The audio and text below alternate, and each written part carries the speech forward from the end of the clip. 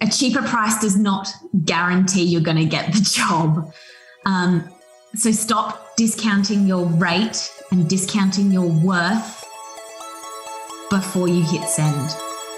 Hey there, I'm Marda Leon, and my mission is to help creatives like you translate what you love to do into a highly profitable income. I'm a mom of 3 who began as a lettering artist and grew it into a 6-figure business. If I made it possible, so can you. Every week, we'll dive deep into topics like building your confidence, getting comfortable talking about money, and nurturing your passion while juggling life and family. So if you're an ambitious creative who wants to craft the life you love, get cozy, feel at home, and listen to the Confident Creator Show.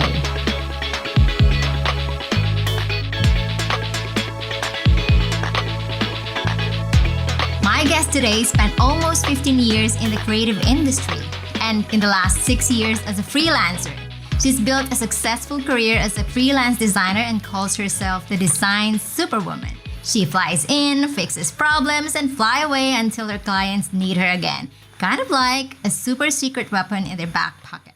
And in the last year, she's made a decision to turn and start sharing what she has learned with other freelancers, designers, and creatives, and tackle one of the biggest hurdles when it comes to doing it all alone: pricing.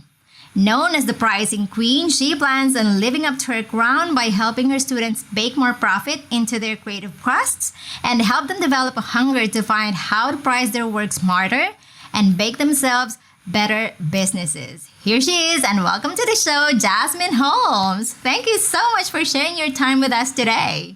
Not a problem, Mai. You know I always love a good chat with you. Oh, that's fun. Not many people love to chat with me. Yeah, always. Yeah. So pricing queen, I love it. Now, I know you've come a long way already and you've built a successful business. And that is why I'm so curious to know. Could you tell us a little bit of how you turned your creative skills into a very, very profitable business? Sure. So let's go way, way back. 31 years ago, a bouncing bundle of joy was born. It is me. And I like to kind of think that I was born with 3 really key things. 1, a love of imagination and creativity. 2, a pencil in my hand. And 3, the gift of the gab. So I've always been someone who's chatty and likes to ask questions and find out more, no matter what the subject or topic is. And so quite early on in kind of my childhood and teenage years, I always knew I wanted to do something creative, but I didn't quite know what. And when I started doing work experience through school or exploring what a career path would be, I always went to what could I do with my hands? What could I create? But also what could I do that was going to serve a purpose, make some money, because for some reason the world doesn't spin on anything less. But it was really important to me to create something that I was passionate about, that I loved, that I enjoyed, and that could kind of last a lifetime, because there's nothing worse than kind of getting to a certain point and going, oh, I don't like doing this anymore. So I actually started off as a sign writer and graphic designer when I was studying at TAFE, so like a tertiary education, your alternative to university or college kind of here. And a lot of that was about learning what the hands-on approach was to anything. And whenever we got a different subject or a different topic or a different project or thing that we had to fulfill as part of our learning, I always went out into my local community, went out to people and tried to make it so that it wasn't just a project. It was actually doing something for a client that needed it. And so making it more purposeful. And that's always been kind of the driving force behind what I do. I create designs that fulfill a purpose for both my clients, for myself, but also for whoever is coming in contact with it, because it's not just about how it lives and breathes in the space or in the marketplace or wherever it ends up being. It's also about how it affects the community around it. And so fast forward through a career that involved many different avenues. I did sign writing, as said before, working in printing houses. I did aged care retirement living advertising for a little bit, food service and hospitality advertising, your local office works or whatever your kind of equivalent to a stationery store would be. And I got to see over the course of the last 15 years how different businesses operate and how they work and how they make things work for themselves, because they are in business to make profit, to make money, but to also have an impact. And from that, I was then able to transition that into a freelance career that I've rocked out for the last 6 years. And then the last year, although let's be honest here, this last year, the concept of time hasn't really existed in our lovely pandemic Lovato. It's been really important to me to kind of turn my attention to, okay, in this current climate, the business is still doing well. I'm still having return clients. I'm still able to operate. What can I do that is more? And that's when I started turning to teaching and turning to sharing what I know with people who were me 5 years ago, 6 years ago. I'm not understanding what they needed to do with their freelance career, what they needed to actually do to be in a business, because at school they teach you how to use a pen and a brush, but they don't actually teach you how to price those skills. And that was really important for me. Yeah, that is so, so true. And it's good to know that you also did so many things before you even started your very own creative career, right? Because that is so, so important. And it's quite a very crucial message to those who are starting with their businesses right now. Those who are waiting for everything to be perfect, waiting till everything is super polished, and waiting until they are ready. But what most people don't know is that you are never ready for something.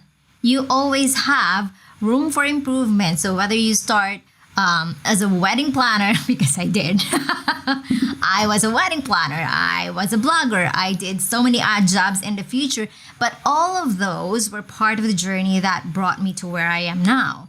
You will learn a lot of things by doing, instead of just waiting 100%. And trying to make things perfect, right? Do you agree with that? Yeah, most definitely. I like to, there's the saying of being a jack of all trades. I like to call myself a jazz of all trades. Yeah, and, that's perfect.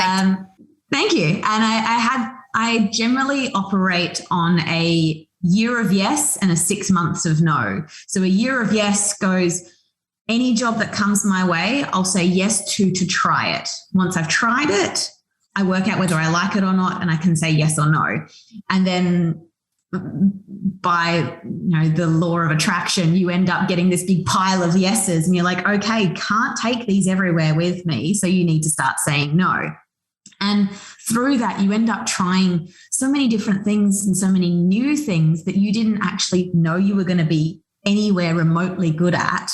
But you wouldn't have even tried if it wasn't suggested. So that's kind of been a really important part of my exploration as a designer is, well, designer is such a broad term that if you want to remix it, try it, do something that makes it uniquely you and puts your kind of spin on it or your flavor on it, then all the better, because anyone can design, but no one can design like you do. Exactly. Well said. I love it. I love how you put your insight on it. And it's really interesting that not a lot of people understand all the hard work that you have to put even before getting to where you want to be. But the most important thing is they are hearing this now. You need to start somewhere. Don't wait until... And you start now. Yeah. They say, like, I have always heard this from a lot of people who are either in my group coaching or my own business coaches. The best way to start a business was a couple of years ago. But then the next best time. The next best time is now. Okay. So those years, all those years that you have spent procrastinating and waiting and trying to make things perfect, those are gone. So let it go and move on. Start now, even if you don't know what you're doing, even if you don't understand how to start, even if you don't even know how to begin. The simple act of putting a content out there is going to bring you a couple of some knowledge of what it is to connect with your audience. And then over time, you'll gradually learn more things. So when you start now, those knowledge and skills, you will acquire that over the years, right? Yeah. And it's so much more valuable. It's more valuable to look back and see how much you've achieved, because you quite often won't see the times where you think you failed, because you're standing at the top and you're looking down and you're not actually seeing those drops. You're just seeing the peaks. You're just seeing the moments where like, oh, I did that and I succeeded that. You're not going to sit there and go, you know what? I wasted so much time trying. Yes, exactly. Really not. Yes. And that is also why I'm interested in interviewing you in this podcast, because you focused on pricing. So I am curious, what made you start teaching pricing instead of design? Because you are the design superwoman. But what made you make the decision to focus on pricing instead? The fact of the matter is there is so many design courses, both in traditional teaching as well as online teaching.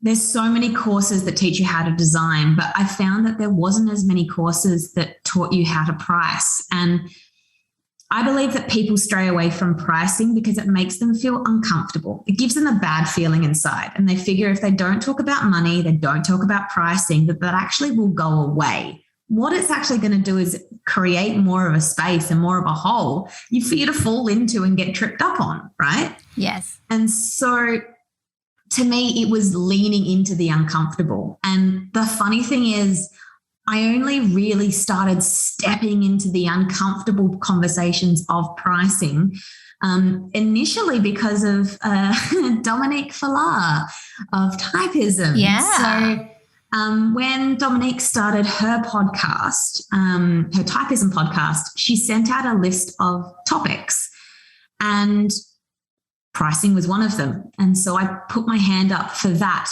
as well as a couple of other ones. And the other ones actually got snagged up pretty quickly, but no one touched pricing. Like everyone was just like, no, it's gross, I don't like it. And so it was, to me, an opportunity to go, okay, well, no one else is talking about this. Why is no one else talking about this? And also it's kind of like once you step into it and once you start, the momentum started. Like you're able to have more and more uncomfortable conversations about money and about pricing, which then makes you more comfortable about talking about money and pricing. So it's kind of like this self-generating sauce. Yeah. So do you think... Sauce being like tomato sauce, of course. Yeah, perfect. So do you think, because that, my personal opinion is that, you know what, before I go into that, I had Becca on the show before, and it was about pricing as well. And then I said, pricing is an interesting topic for creatives, but actually she corrected me and said, you think a lot of people feels like pricing is a taboo subject for creatives. And then I realized, yeah, to some it is, because not many people wanted to talk about it, right? And I think personally, my opinion on that is that not many people want to talk about money. So there's this underlying money issues, or what we call money blocks, that they're experiencing. Either it's coming from a long and deep cultural, inundation. Is that the correct term? But yeah, there is a deeper root why people don't want to talk about pricing. Some other people I have known, they don't want to share their rates. Others, they're just not comfortable of putting it out there. So they all have different reasons. And in my opinion, it's more on the money block side. What do you think? Yeah. A lot of the time, I think it is a lot on the money block side, but I also think that we've grown up, myself and yourself, and a lot of the time we've grown up in a society that if you were to talk about what you get paid in a normal job, whatever that ends up being, you would actually get reprimanded by the higher ups. Like, it'd be like, no, don't tell anyone what you make, because then that means that the staff member next to you who we're paying $10,000 less or $10,000 more is going to have something to say, and as are you. So you're going to start, there's no better way of saying it, you're going to start rising up against us to be demanding more money because you're comparing yourself to others, and, which doesn't make business financial sense for a company. But if we're breeding that kind of toxicity and it makes people feel uncomfortable because people have been told to feel uncomfortable about it. Exactly. And I also think that money, I've got this email that I sent out a little while ago, which was called Money Talks. And it was the idea that when we say someone is wealthy or rich or expensive, we all go to the Scrooge McDuck in the cartoons of like throwing around the coins and like having this lavish, lush room full of money. But that's not what it's about. It's like you could put 10 people in front of you with completely different incomes, and it doesn't actually make any sense to sit there and go, that person's more expensive, that person's cheaper, by just what you see, because it's all perception based. It's all just knowing what your worth is to yourself is way more important than knowing what everyone else is. Yes. They don't actually impact that for you. Yeah, exactly. I think because I remember you mentioned it was in the corporate world, right? Mm-hmm. The corporate setting. We also have that sort of like, do not tell your salary to your co-employees because, yeah, there will be a revolution and they do not like that. So it's shush. And then there are also other factors that affect us, how we were brought up. We used to always hear things such as money doesn't grow on trees, and you don't vomit money every single day. My parents usually would say that to me, and thankfully I did not grow up hating money. I actually have a good relationship with it. Well, sort of like good and bad. There's always the good and bad. And no matter how much you think you are good, you have a good relationship with money, your upbringing from where you are a kid will still have an effect on you as an adult. And that is because it has been embedded in our subconscious for a long time. I won't say that. I cannot finish the long. That's definitely a situation. Like I personally, so I come from a family of small business. Fun fact, I was a butcher for 14 years of my life. Wow. From age 8 to age 22. And I grew up around a strong-willed, wonderful father who was always under the impression or under the belief that the harder he worked, the more he made, the more he could look after his family. And so it was just this constant cycle of like that process.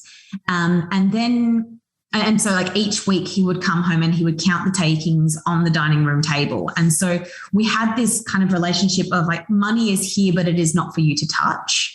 Money is available within the business, but it is not for you to splurge or have. Still understand your relationship with money has to be one of don't brag, don't show it off, but be sensible about it. But then there's also the other side of things, and not to get too patriarchy about it, but women and money has always intrinsically been a push-pull kind of. Yeah.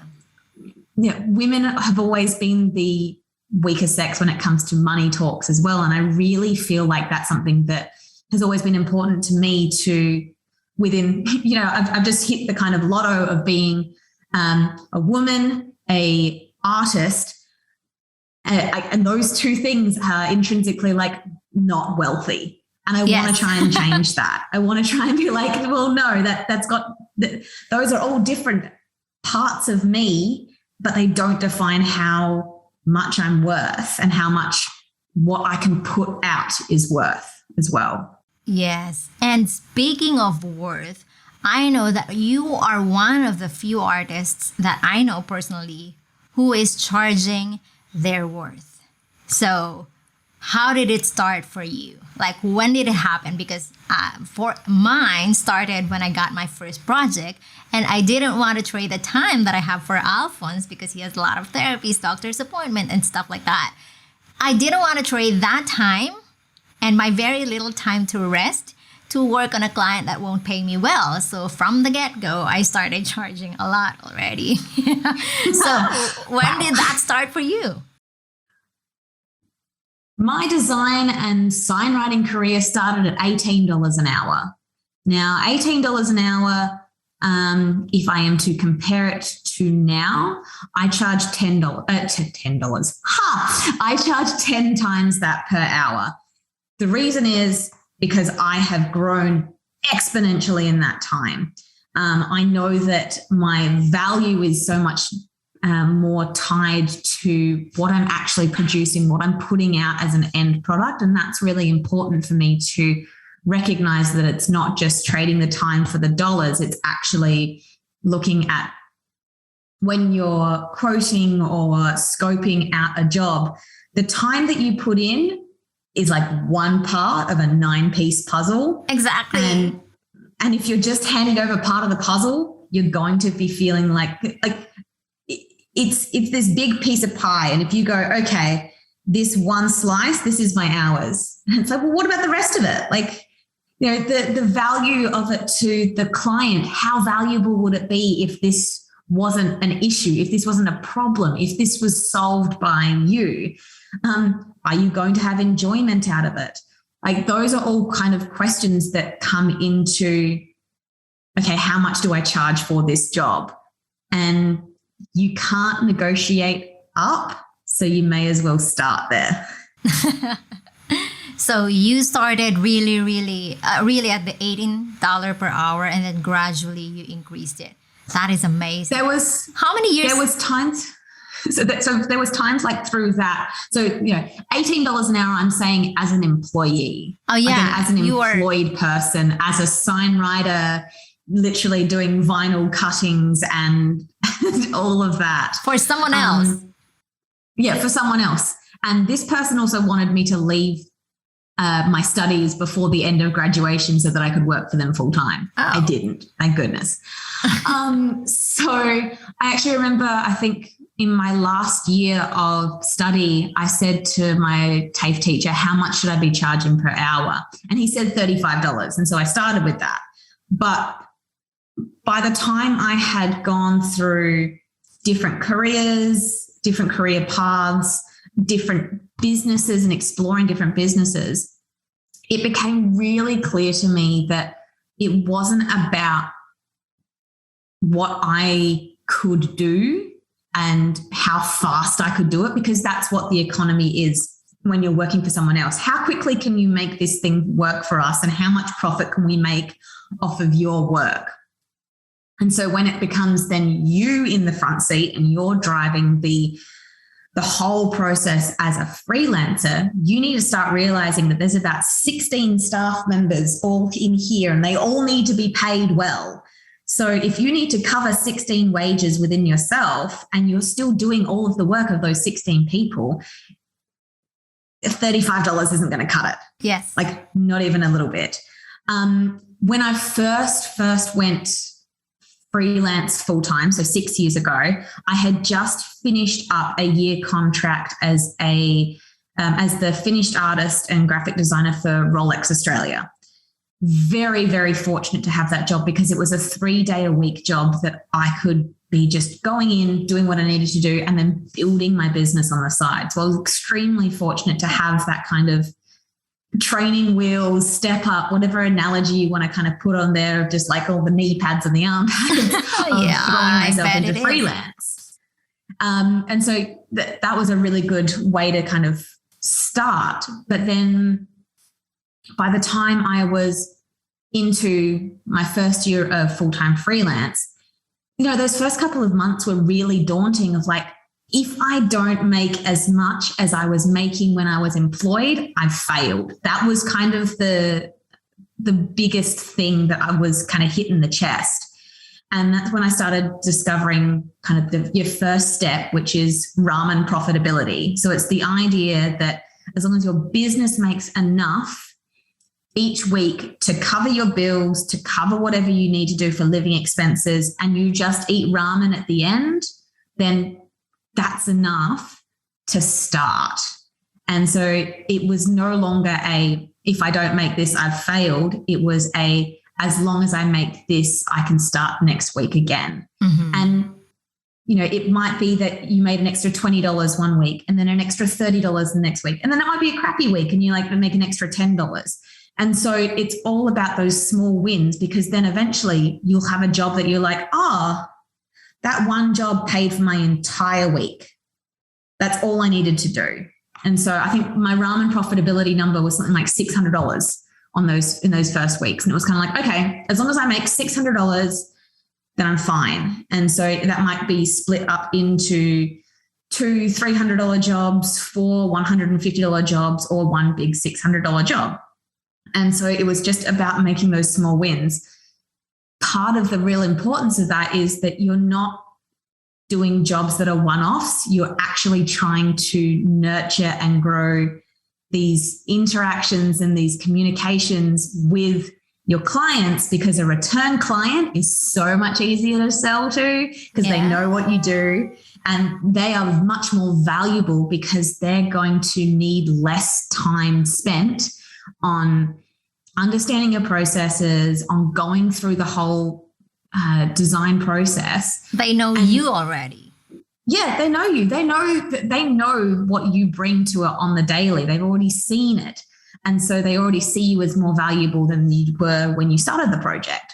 So it might be a case of you then have 3 clients that have come back to you 3 times. And by then it might be a year on, and you can let them know, I'm raising my rates. Or you might find 3 more clients, but those first 3 clients have made you feel more confident to raise your rate for the next 3 clients and the next 3 clients. And so slowly you'll be working it up. It's also about bravery as well, because realistically, if you're able to sit there and go, I'm going to charge this one a little bit more, or now that I know that job is a pain in the butt and that it's not worth the time that I had originally charged, then I can charge a different rate to this person, because the fact of the matter is those people don't know each other. And if they did, it wouldn't matter because you're charging based on their particular situations.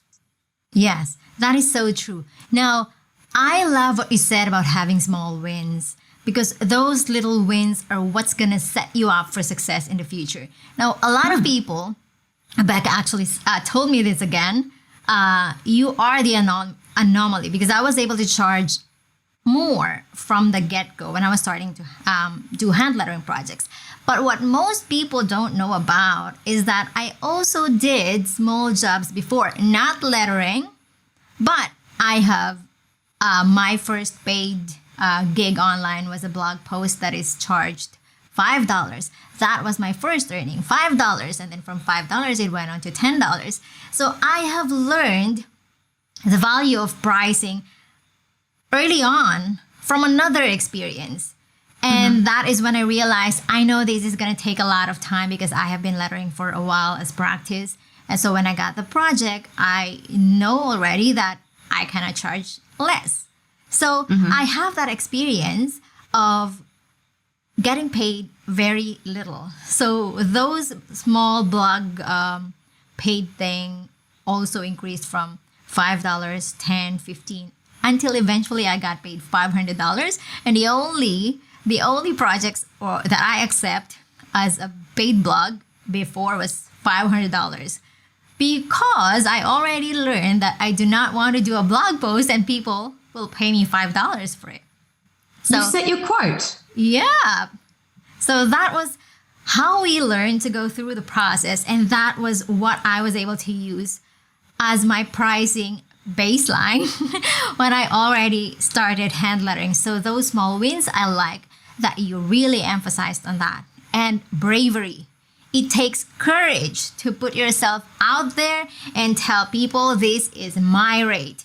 Because when I started charging, a lot of people's eyebrows raised because of my rates. But because I have a son that I cannot, trade my time for being away from him and then work in a project that's paying low, that has become my leverage. So no matter what others are doing, let's stop looking into them and focus into our own businesses. And yeah, definitely. You mentioned another interesting thing that I wanted to talk about. You mentioned that pricing hourly is just one slice of the big pie. Okay, I love your food references in here, and later on we're going to talk about that too.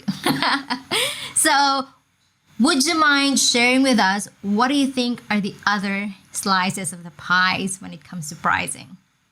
Yeah, so when we price hourly, we're putting a unit of measure on the value of what we're doing. So if we're saying, okay, it takes me 10 hours to do this and I'm $100 an hour, the client's going to be going, go.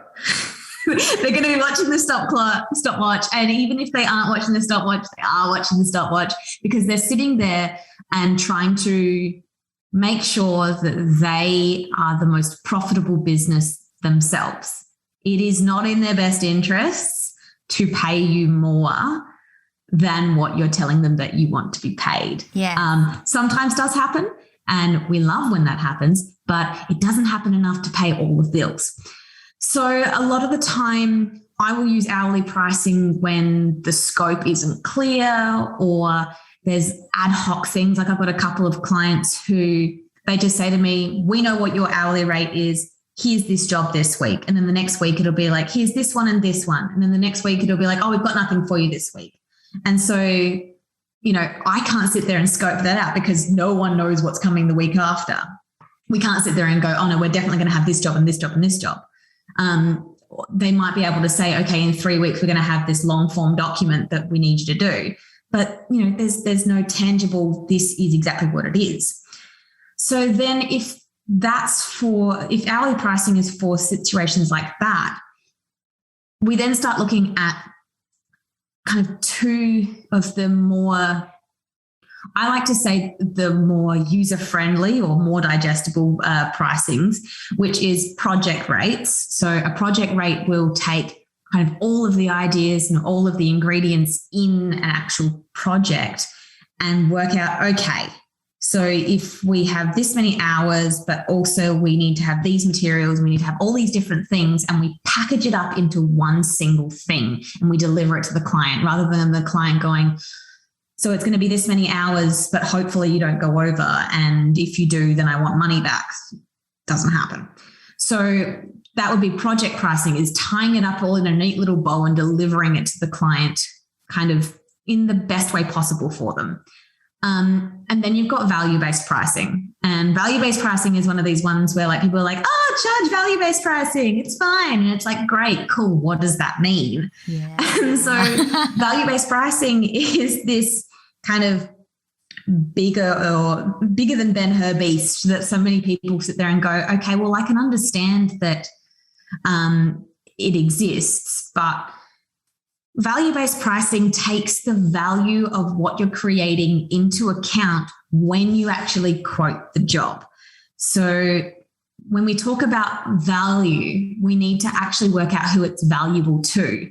And in most situations, not all, it's valuable to three different parties: the creative, the client, and the customer. So for the creative, it's about their time, it's about their level of enjoyment, and it's also about like future work. So if you're doing a job and you don't want to do it again, you should charge it higher so that if you do it again, you get the good payout. I love that. Like if you hate charging for logos, start charging 10 grand logos and you won't get very many, but you get paid well. Make it worthwhile. Exactly. The second one is the customer. So how much would it be worth to the customer if it wasn't a problem? Like, you know, they don't necessarily want to be building a long form document or organizing spreadsheets or whatever it is that you do. How valuable is it for someone else to do it? How valuable is it if it was a problem that was solved? And how valuable is it that it's a skill that you have that they don't? Like the old saying is, if you think a professional is expensive, hire an amateur. It's got to be way more expensive. And then the third one is the customer. Now the customer is a really interesting one in that largely for a lot of product-based projects, like you're looking at, you know, if you're creating something and the end product costs more than you charge the client, that's going to be a problem. Like there's nothing worse than doing like a $500 logo and then the business lists a $4 billion like profit that year. And you're like, oh, I could have charged more. Like I should have charged more. And if the customer looks on the client with a better light or in a more favorable way, so say, for instance, the customer is like, I love this winery because they've put together an online website so I can just put in how much wine I want delivered to my doorstep, tick. Well, if the creative has built that website for that customer and the client is now favoring them because of something the creative has built, then that's really valuable. So that's kind of the really quick overview of value-based pricing. So they're kind of your three key ones. And then there's like this fourth one. And this fourth one's like the cheeky, sneaky, in the corner person that's like sitting there drinking their drink and you're like, what is their deal? So that would be licensing. And licensing is something that I've got some wonderful friends who have been dealing and preaching in licensing for the last couple of years. And I feel like a lot of designers have just gone, oh, what? Pricing for licenses? What? I can do that. And so it's really interesting of like, it's a fourth way to price, but it's a whole nother beast of its own. Yeah, I get that. That is something that I truly never explored a lot because that is a big, big thing. That is amazing. Thank you so much for sharing all of those pricing slices with us. Now I can finally ask my final question because we're done with the business stuff and the pricing stuff. I have heard you talk a lot about ramen, profitability, ingredients, baking, and there you have easy as pie pricing behind you. So what is with a food obsession? Tell me about it. So as I said, daughter of a butcher, but so food has always been a really important part of my journey, of my life, of my day-to-day. A lot of people, when tourism was a booming thing, when they would come to Melbourne, they would say, what's good to do? And I would list off restaurants or food places, or like, it'd be like this place and this place, and then get these donuts, and this place has got great croissants. And they're like, well, yeah, but what do you need to do? And I'm like, don't you just want to eat? Like, I just want to eat. And food is that great equalizer. It's that great thing that brings people together. I often say that if you want to know if I like you, I'll probably make you a meal. And if I make you a meal, it means that I care, because it's one of my, there's all of the different love languages. Mine is food. Mine is definitely food. It's one of those things that, it brings people together. And also it's something that people can get really passionate about and understand. I use a lot of analogies in the way that I teach. And I believe that analogy-based learning is probably one of the strongest ways to learn, because it puts one difficult topic and a simple topic, shows the same sort of structure, and you go, oh, I get it. Like, I understand that the way that I price is that I take all of the ingredients and then I put them together in a method, and then I serve it up on a silver platter for my client. So I love to talk about food from a teaching perspective, but there's something so cool and interesting about saying to someone, look, it's great, that's your favorite food, but what food do you hate? And the passion that comes out of someone being like, this food can just get out. Nah, don't like it. I love things that light people up, and food is definitely one of those things. Yeah, that is so true. And you mentioned it's part of a journey. I don't think it's just part of the journey now. It is part of your brand. That has become your unique selling proposition. Like a part of your branding, which is really, really brilliant, if I may say so. Wow. This episode is really loaded, and I'd like to thank you again for sharing your pricing insights with us today. So tell us where people can find you online. And also, if there's anything you want to share with us, anything you want to promote with our listeners, feel free to share it with us now. So awesome. Cool. So if you want to find more pies, pricing, and puns, head to JH Designs on Instagram. I am incredibly active on there, and I really like to find the little things that make you go, oh, yeah, that sounds like me, and that can really help me, because I'm really passionate about all of those things. Also, if you're interested in learning about more pricing, I have my website, which is easyaspricing.com. I have resources on there. I also have my course that I'm currently taking for, it's on waitlist at the moment. So we're actually as of this around recording. The kitchen. Sorry?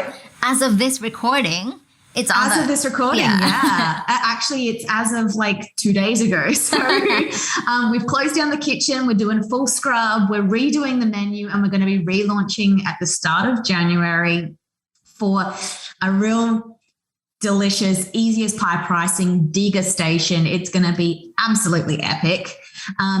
But currently on the Easy as Pie Pricing website, you can find possibly my most valuable tool that I have ever built, and I am so proud of it. It's not funny. It's my Easy as Pie Pricing hourly rate calculator, because who really wants to sit there and measure out all of the different ingredients? My mum, whenever she used to cook, she would just like dash in bits and pieces. She wouldn't be someone who would sit there and do all of the calculations because she didn't want to. And if she could have someone else do the calculations for her, she would. So, and I am raising my hand out here. Yeah, that is me too.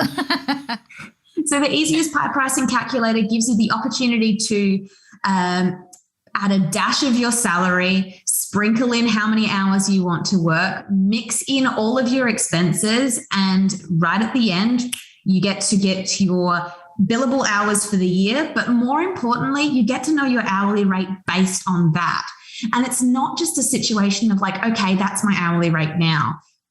If you want to make 10K more that next year, increase your salary. If you want to be able to offset an expense, you can increase that. Or if you want to work less, you can decrease the hours and work out what new hourly rate you should be charging based on these calculations. Because I don't know about you, but I really like when someone else tells me this is how much it is and you should go ahead with it, because it gives me the confidence to be like, they told me to do it, so I have to do it. This is my hourly rate and this is what I need to charge. Yeah, exactly. So if they head to easyaspricing.com/calculate, they can access the free hourly rate calculator. Yes, and if I may say so myself, I have seen the calculator, and you guys, it's brilliant. So it is a game changer. So if you want to know more about your hourly rate, which is basically the basis of most of the things that you will do in terms of pricing, you're going to have to learn a lot of those. But I can guarantee you that it will really, really be a great help. So I've seen it myself, and it's wonderful. Now, one final thing before we wrap up, because I know a lot of creatives are struggling with pricing, especially in the beginning stages, and you have your pricing calculator for that to help them with the hourly. However, I want to ask you if there's one piece of advice that you would give those who are starting with their creative business journey, what will it what will you tell them?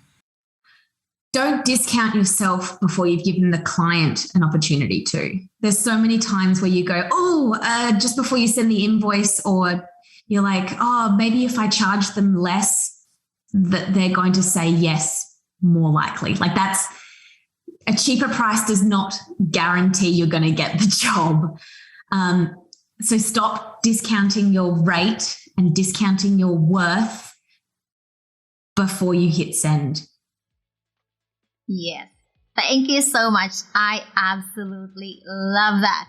And I will have to make sure that all the links you shared with us are going to be in the episode show notes. If you didn't catch up on all of those, just head over to mydeleon.com/Jasmine and you will find everything you need. And if you like this episode, leave us a review, because every time you do, you help the podcast get discovered by other creatives who need the inspiration to pursue their own creative dreams.